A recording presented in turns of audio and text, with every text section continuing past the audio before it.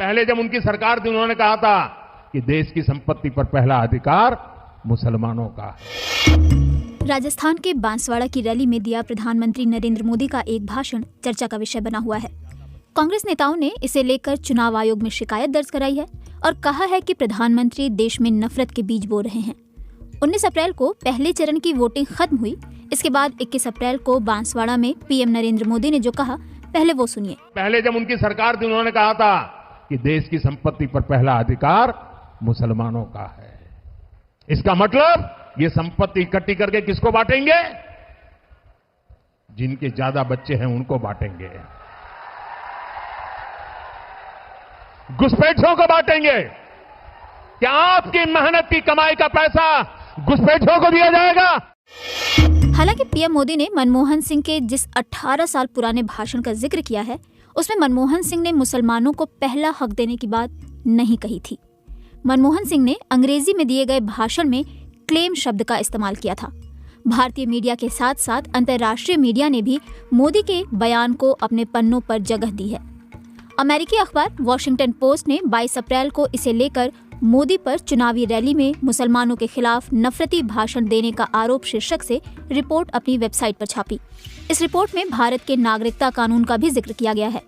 लिखा गया है कि इस कानून को लागू करने को लेकर देश में विवाद भी हुआ था। चीन की news website south China morning post ने लिखा है कि चुनावों में बढ़त हासिल करने के लिए मोदी ने मुस्लिम विरोधी बयानबाजी शुरू की।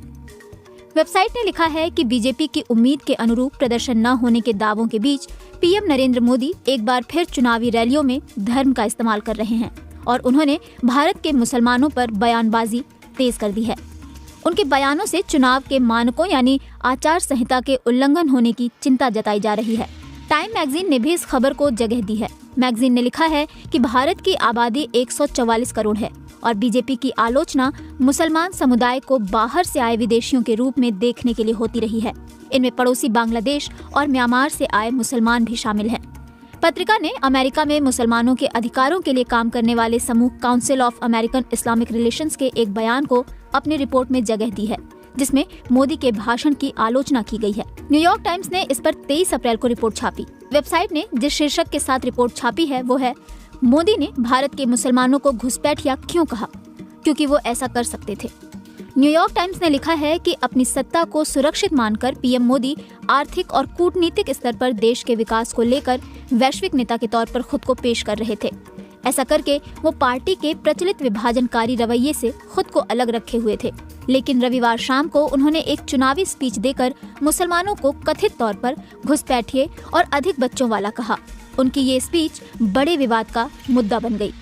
मध्य पूर्व से चलने वाले मीडिया आउटलेट अल जजीरा ने 22 अप्रैल को इसे लेकर एक रिपोर्ट पब्लिश की है। इसमें कहा गया है कि प्रधानमंत्री के एक विवादित भाषण के बाद उन पर मुसलमानों के खिलाफ नफरत फैलाने के आरोप लगाए जा रहे हैं। अल जजीरा ने लिखा है कि स्थानीय चुनाव अधिकारियों ने पुष्टि की है कि उन्हें मोदी के भाषण से जुड़ी 2 शिकायतें मिली हैं, जिनमें उनके चुनाव प्रचार को रद्द करने और उनकी गिरफ्तारी की मांग की गई है।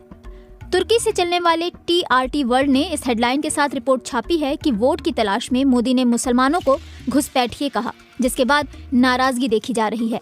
वेबसाइट के अनुसार मोदी की दक्षिणपंथी पार्टी के प्रवक्ता ने उनकी टिप्पणी का बचाव करते हुए कहा कि उन्होंने वही कहा जो सही है।